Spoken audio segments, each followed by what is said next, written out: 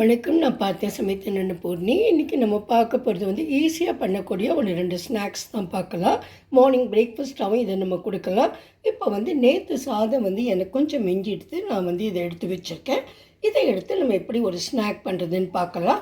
இதுக்கான வெஜிடபிள்ஸும் நான் கட் பண்ணி வச்சுட்டுருக்கேன். நான் என்னெல்லாம் வெஜிடபிள்ஸ் கட் பண்ணிட்டுருக்கேன்னா, இதில் வந்து 2 வெங்காயம், அப்புறம் ஒரே ஒரு சின்னதாக இருந்த கேப்சிகம், ஒரே ஒரு தக்காளி, இதை வந்து கட் பண்ணி வச்சுட்டுருக்கேன்.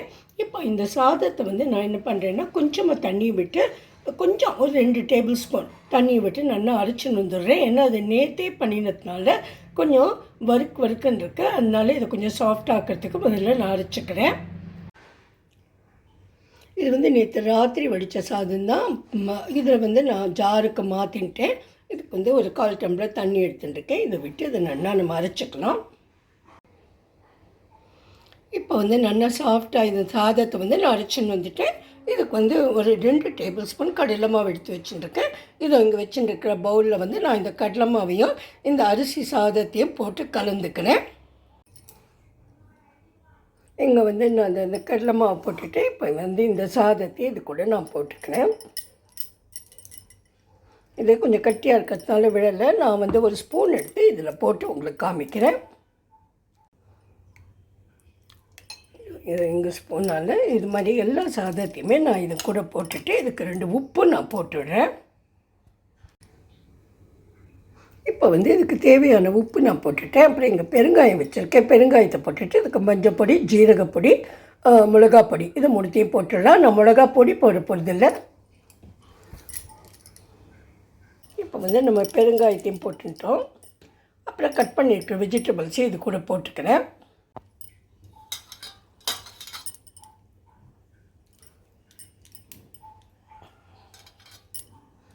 இவ்வளோ வெஜிடபிள்ஸ் போட்டுட்டா போகிறோம். அப்புறமா இதுக்கு தேவையான மசாலா பொடிகள்லாம் போட்டு நம்ம நல்லா கையால் இறக்கிக்கலாம், நல்லா மிக்ஸ் பண்ணிக்கலாம். ரதர் இங்கே மஞ்சப்பொடி எடுத்து வச்சுருக்கேன். இதில் பாதி போட்டால் இவ்வளோ போகிறோம். இங்கே பார்த்தீங்கன்னா கொஞ்சம் சோம்பு எடுத்து வச்சுருக்கேன். இதுவும் ஃபுல்லாக போட வேண்டாம், இதில் கொஞ்சம் போட்டால் போதும். அப்புறம் ரொம்ப ஓவர் பவரிங்காக இருக்கும் இதனோட வாசனை. இவ்வளோ போட்டால் போகிறோம். இப்போ நம்ம வந்து உப்பு போட்டுட்டோம், மஞ்சப்பொடி போட்டுட்டோம், சோம்பு போட்டுட்டோம். அதுக்கு இஞ்சி பச்சை மிளகாயை நான் அரைச்சி வச்சுருக்கேன் பேஸ்ட்டு, அதையும் கொஞ்சம் இது கூட ஆட் பண்ணிக்கலாம். இங்கே பார்த்தீங்கன்னா நான் வீட்டிலேயே அரைச்சி இஞ்சி பச்சை மிளகாய் பேஸ்ட்டு, இது நல்ல காரமாக இருக்குது. இவ்வளோ போட்டால் போகிறோம். இதை இதில் போட்டுட்டு இப்போ கையால் நல்லா எல்லாத்தையும் மிக்ஸ் பண்ணிக்கிறேன். நான் வந்து இந்த சின்ன தவாவில் கொஞ்சமாக எண்ணெயை விட்டுருக்கேன். இது வந்து ஒரு 2 டேபிள் ஸ்பூன் இருக்கும். அப்புறம் எங்கள் மாவு இதுக்கு மேலே நான் கொஞ்சம் கொத்தமல்லியும் போட்டிருக்கேன். இப்போ வந்து கொஞ்சம் தண்ணியை தொட்டுன்ட்டு இதை நல்லா ரவுண்டாக வடை மாதிரி நம்ம தட்டிக்கலாம். கொஞ்சம் ஃப்ளாட்டாகவே தட்டின்ட்டு இதில் போட்டு எடுக்கலாம். டீப் ஃப்ரை பண்ணாலும் நல்லாயிருக்கும். ஆனால் டீப் ஃப்ரை பண்ணினா யாரும் சாப்பிட மாட்டேங்கிறா, உடம்புக்கு நல்லது இல்லைன்னு சொல்கிறாங்கிறதுனால நம்ம ஷாலோ ஃப்ரையாக பண்ணிக்கலாம். அடை தோசைக்கெல்லாம் தோசைக்கெல்லாம் நம்ம எவ்வளோ எண்ணெய் விடுவோமோ அவ்வளோதான் எண்ணெய் தேவையாக இருக்கும். இப்போ நம்ம இதை ஒவ்வொன்றா ஒரு டின்ட்டு பண்ணி எடுக்கலாம். இந்த இங்கே தட்டி வச்சுருக்கிற மாதிரி எல்லாத்தையும் தட்டிட்டு நம்ம எண்ணெயில் போட்டு எடுத்துடலாம். இப்போ நான் மற்றதையும் அது மாதிரி தட்டிடுறேன். நான் கொஞ்சம் கேஸை வந்து மிதமான சூட்டில் தான் வச்சுருக்கேன். என்னாக்கா கொஞ்சம் சிம் பண்ணிட்டேன் அந்த சூடை. அப்போ வந்து இதுக்கு வந்து கொஞ்சம் நல்லா வேகட்டும். இதுக்கப்புறம் முள்ளமாக நம்ம 2வது பக்கம் திருப்பிட்டோம். அதையும் வெந்து எடுத்துகிட்டு எப்படி வந்திருக்குன்னு பார்க்கலாம். இப்போ நான் முதல்ல போட்டது வந்து முள்ளமாக திருப்பி போட்டிருக்கேன். நல்லா புன்னிறமாக கோல்டன் ப்ரௌன் சொல்கிறோம் இல்லையா, அது மாதிரி வரணும். மற்ற 2த்தையும் இந்த பக்கம் ப்ரௌனாக எடுத்து நான் திருப்பி போட்டுடுறேன். இந்த 3த்தையுமே நான் திருப்பி போட்டுட்டேன். இது நல்லா வேகணும். ஏன்னா மாவெல்லாம் போட்டிருக்கோம் இல்லையா, அதனால கொஞ்சம் நல்லா வெந்து தான் நம்ம எடுக்கணும். அடுத்த பக்கம் வெந்ததுக்கப்புறமா நம்ம எடுத்துடலாம். அது ரொம்ப எண்ணெய் குடிக்காது உங்களுக்கு. அப்புறம் மற்றதையும் நம்ம இதே மாதிரி போட்டு எடுத்துடலாம். ஒருவேளை உங்களுக்கு வந்து எண்ணெய் ரொம்ப குடிக்கிற மாதிரி ஒன்று போட்டு பாருங்க. இருந்ததுன்னா நீங்கள் கொஞ்சம் அரிசி மாவு சேர்த்துக்கோங்க, சரியாக போயிடும். ரொம்ப டேஸ்டியாக இருக்கும். அட் த சேம் டைம் நம்ம சாதத்தை வீணாக்காமல் பண்ணலாம். தோசை மாவு, இட்லி மாவெல்லாம் இல்லாத அன்றைக்கி இது ரொம்ப கை கொடுக்கும். எப்படி கோதுமை தோசை, ரவா தோசைலாம் பண்ணுறோமோ அதே மாதிரி. இப்போ வந்து இதை நான் இந்த பக்கம் வெந்ததுக்கப்புறம் எடுத்து போட்டுடுறேன். இப்போ இப்போ நம்மளோட வடை எல்லாம் ரெடி ஆகிடுது. அடுத்ததாக நம்ம இன்னொன்றும் நான் பண்ணி காமிக்கிறேன். அது வந்து ரொம்ப ஈஸியாக பண்ணிடலாம். மார்னிங் பிஸியில் வந்து நம்மளுக்கு டைம் இல்லை, அன்றைக்கி வந்து சௌகரியமாக பண்ணுறதுக்கு இந்த மாவும் இல்லை அப்படின்னா சப்பாத்தி பூரி பண்ணுறது கூட சிலப்போ வந்து டைம் இருக்காது. அதை விட ரொம்ப ஈஸியாக பண்ணுற இன்னொரு ரெசிபி நான் உங்களுக்கு இப்போ காமிக்கிறேன். நான் வந்து கட் பண்ண வெஜிடபிளில் பாதி தான் அதுக்கு யூஸ் பண்ணினேன். கொஞ்சம் நிறையவே கட் பண்ணி வச்சுருந்தேன். ஏன்னா இதுக்கும் வேணும்னு இதை எடுத்து வச்சுட்டுருக்கேன். இதில் வந்து 2 டேபிள் ஸ்பூன் வந்து கடலை மாவு போட்டுக்கிறேன் முதல்ல.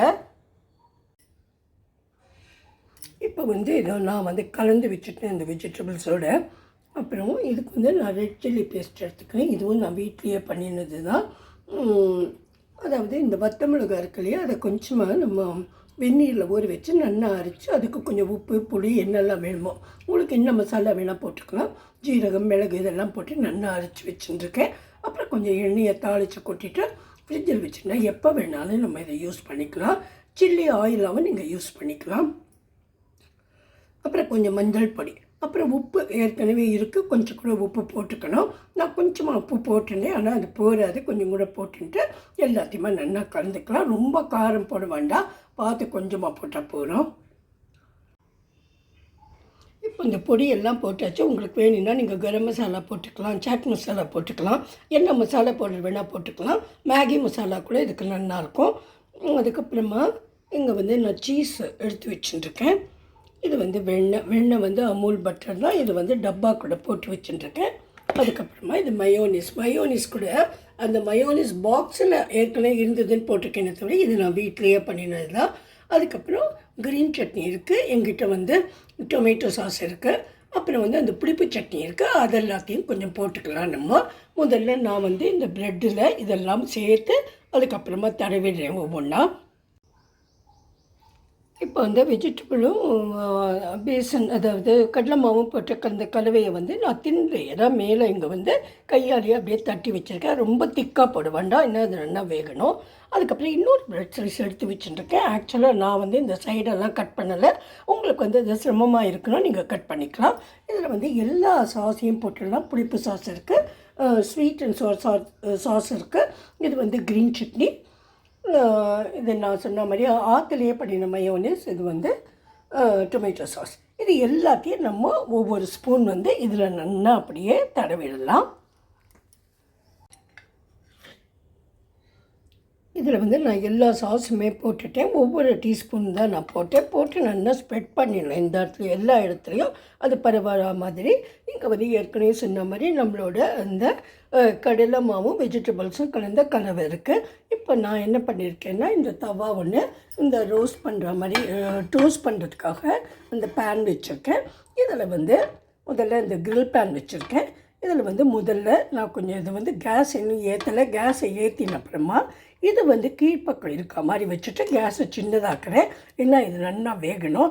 அதுக்கப்புறம் அதுக்கு மேலே வந்து இதை வைக்கிறேன். முதல்ல நான் இதை வச்சு காமிக்கிறேன். இப்போ நான் கேஸை மூட்டிட்டு உங்களுக்கு காமிக்கிறேன். இதோ இப்போ நான் வந்து கேஸை மூட்டிட்டேன். இதோ இந்த டோஸ்ட்டை நம்ம வந்து ஒரு ப்ரெட் ஸ்லைஸ் எடுத்தோம் இல்லையா, அதை வந்து இதோ இந்த வெண்ணெய் தடவின வெண்ணெய்க்கு மேலே இதை இப்படி வச்சுடலாம். இது கொஞ்சம் நிதானமாக பார்த்து தான் நம்ம பண்ணணும். நான் திரும்பியும் சொல்கிறேன், அந்த அடியில் போட்டிருக்கிற மாவு வந்து நல்லா வேகணும். அதனால் அது வரைக்கும் நம்ம வெயிட் பண்ணலாம். இதுலேயும் கொஞ்சமாக எண்ணெயை தடவிக்கலாம். ஒரு 2-3 மினிட்ஸ் வெயிட் பண்ணி பார்க்கலாம். இதை வந்து அடிப்பக்கத்தில் போட்டேன் இல்லையா, பார்த்தேன் அது கொஞ்சம் நல்லாவே வேந்துட்டு போகிறோம். அதுக்கப்புறம் நான் அந்த பக்கத்தையும் போட்டிருக்கேன். இப்போ நம்ம என்ன பண்ணலாம்னா இந்த டோஸ்ட் இருக்கு இல்லையா, இதை வந்து இதுக்கு மேலே வச்சுட்டு பண்ணிடலாம். இப்போ நான் அந்த இன்னொரு டோஸ்ட் இருக்கு இல்லையா, இதை முள்ளமாக கையில் எடுத்து அது கொஞ்சம் தொடுதொலன்னு இருக்கும். நம்ம வந்து அந்த சாஸ்லாம் போட்டதுனால இது நல்லா ஃப்ரை பண்ணினா சரியாயிடும். அதனால் அது கொஞ்சம் உடையாமல் முள்ளமாக எடுத்துகிட்டு கையிலெல்லாம் விரலாம் ஆகிருக்கு அந்த சாஸ். அப்புறமா அதை வந்து இப்படி திருப்பி போடலாம். இப்போ அது ரெண்டும் சேர்ந்து வேகட்டும். அப்புறம் நம்ம என்ன பண்ணணும், இந்த பக்கமும் திருப்பி போட்டு இதையும் நல்லா டோஸ்ட் பண்ணிக்கலாம். கொஞ்சம் நாழி ஆகட்டும். நான் வந்து முள்ளமாக திருப்பி போட்டிருக்கேன். அதை இதுவும் கொஞ்சம் நல்லா ஃப்ரையாக அனுப்புறமா நம்ம எடுக்கலாம். இதுக்கு வந்து டைம் வந்து கொஞ்சம் நம்ம நிதானமாக பார்த்து தான் பண்ணணும். ஆனால் ஈஸியாகவே பண்ணிடலாம். அப்புறம் இதுக்கு நான் சொன்ன மாதிரி அரைக்கணும் கரைக்கணும் அது மாதிரி எதுவும் பெரிய பிரமாத வேலை கிடையாது. ஆனால் நம்ம கொஞ்சம் பொறுமையாக பண்ணணும். கொஞ்சம் டைம் எடுத்துட்டு நம்ம பண்ணினா ரொம்ப டேஸ்ட்டாக இருக்கும். குழந்தைகள் வந்து ரொம்ப விரும்பி சாப்பிடுவா. கேஸ் எப்படி இருக்குன்னு பார்த்துட்டேன் நான். இது கரியாமல் கொள்ளாமல் நம்ம நல்லா டேஸ்டியாக பண்ணி இதை ரேப் பண்ணி நம்ம டிஃபன் பாக்ஸில் கூட வைக்கலாம். இந்த சாண்ட்விச்சஸ்லேயே எவ்வளவோ விதமான சாண்ட்விச்சஸ் இருக்குது. இப்போ நம்மளோட சாண்ட்விச் ரெடி ஆகிடுது. நான் இங்கே வந்து இந்த சீஸ் எடுத்து வச்சுட்டுருக்கேன். இதை கிரேட் பண்ணி இது மேலே போட்டுட்டு ஒரு 5 மினிட்ஸ் வேண்டாம், 5 செகண்ட்ஸ் தான் போதும். இது உருகிற வரைக்கும் வச்சுட்டு நம்ம எடுத்துடலாம். இப்போ நான் சீஸை கிரேட் பண்ணிவிட்டேன். கேஸ் அணைச்சி தான் இருக்குது, இங்கே பார்த்தீங்கன்னா தெரியும். இதை வச்சுட்டு நம்ம இதுக்கு மேலே வச்சுட்டு வேணும்னா அப்புறம் கேஸை மூட்டிக்கலாம். ஏன்னா இது கருகினா நல்லா இருக்காது. அதனால் இப்போ நம்ம இந்த சீஸ் உருகிற வரைக்கும் வச்சுட்டு ஃபைனலாக அதை எடுத்து உங்களுக்கு காமிக்கிறேன். இதை நான் வச்சுருக்கேன். அது உருகினப்புறம் மெல்ட் ஆகட்டும். மெல்ட் ஆனப்புறமா நான் எடுத்து காமிக்கிறேன். இப்போ சீஸ் ஜோராக மெல்ட் ஆகிடுது. இப்போ நம்ம சீஸ் சாண்ட்விச்சும் ரெடி ஆகிடுது, நம்மளோட வடையும் ரெடி ஆகிடுது. எதோடு வேணால் நீங்கள் வந்து இதை சர்வ் பண்ணலாம். Very very tasty item. அப்புறம் ரொம்ப குயிக்காக பண்ணினா நான் சொன்ன மாதிரி it is a change from our regular breakfast like idli, dosa, adai and all. And this is not that அன்ஹெல்தின்னு சொல்ல முடியாது. ஏன்னா இது வந்து டீப் ஃப்ரை ஒன்றும் இல்லை. அப்புறம் குழந்தைங்களுக்கு தாராளமாக சீஸ்லாம் கொடுக்கலாம். ஆக்சுவலாக எனக்கு டாக்டர் என்னையே சொன்னார், ஒரு மாதத்தில் ஒரு நாள் நீங்கள் சீஸு பன்னீர்லாம் எடுத்துக்கோங்கம்மா, நல்லது தான் அப்படின்னு. ஆனால் நான் வந்து அதெல்லாம் அவ்வளோவா எடுத்துக்கிறது இல்லை, உடம்புக்கு ஆகுமோ ஆகாதோன்னு. இது வந்து I think that you all will like it. உங்களுக்கு பிடிச்சதுன்னா சப்ஸ்கிரைப் பண்ணி லைக் பண்ணுங்க. தயவு செஞ்சு என்னோடய வீடியோவை பாருங்க. நீங்கள் வந்து உங்கள் ஃப்ரெண்ட்ஸ் யாராவது இருந்தால் கொஞ்சம் ஷேர் பண்ணினா எனக்கு கொஞ்சம் கூட வியூஸ் கிடைக்கும். Thank you friends. Meet you in another video. Thanks a lot. Have a great day. Thank you. அடுத்ததாக குயிக்காக ஒரு ரெசிபி பார்த்தோம்னா, இது வந்து அரிசி மாவு கொழுக்கட்டை தான். அதாவது முதல்ல கடுகு, உளுத்தம்பருப்பு, கடலைப்பருப்பில் 1 டேபிள் ஸ்பூன் எடுத்துகிட்டு கொஞ்சம் தேங்காய் எண்ணெய் விட்டு இதை நல்லா வறுத்து எடுத்துக்கலாம். கடுகு நல்லா வெடிக்கட்டும். அதுக்கப்புறம் ஒரு அரை மூடி தேங்காயை நல்லா சுருவி இந்த மாதிரி கொஞ்சம் ஒரு திருப்பி வச்சுருக்கேன். அதையும் இந்த வெடித்த தாளித்த பருப்போடெல்லாம் போட்டுட்டு இதில் வந்து கொஞ்சம் எல்லாம் நல்லா இந்த தேங்காயை கொஞ்சம் வதங்கினப்புறம் அதில் கொஞ்சம் சில்லி ஃப்ளேக்ஸாக கொஞ்சம் பெருங்காயம் போட்டு ஒரு டம்ளர் தண்ணியும் விட்டுடலாம்.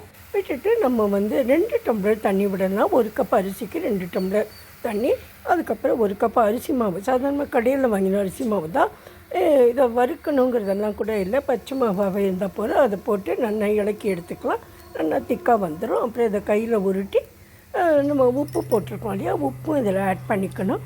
கையில் நல்லா உருட்டி இந்த இட்லி பானையில் வச்சுட்டு, இட்லி பானையை கொஞ்சம் நம்ம வந்து க்ரீஸ் பண்ணிக்கலாம் எண்ணெய் விட்டு. அப்புறம் இதை வச்சுட்டு ஒரு 7 நிமிஷம் இட்லி வேகிற மாதிரி வந்ததுக்கப்புறம் எடுத்து சட்னியோடு கொடுக்கலாம். இதுவும் ரொம்ப குயிக்காக பண்ணிடலாம், எந்த ப்ராப்ளமும் கிடையாது.